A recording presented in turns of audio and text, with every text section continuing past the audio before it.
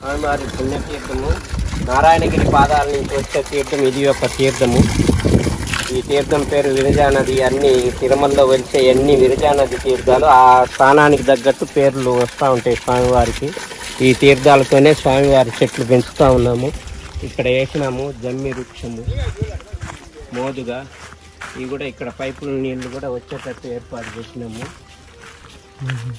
మారేడు చెట్టు, జమ్మి, మోదుగా, ఎదురు చూడండి. ఇక్కడ ఇది ఆలు తీస్తే నీళ్ళు వస్తాయి.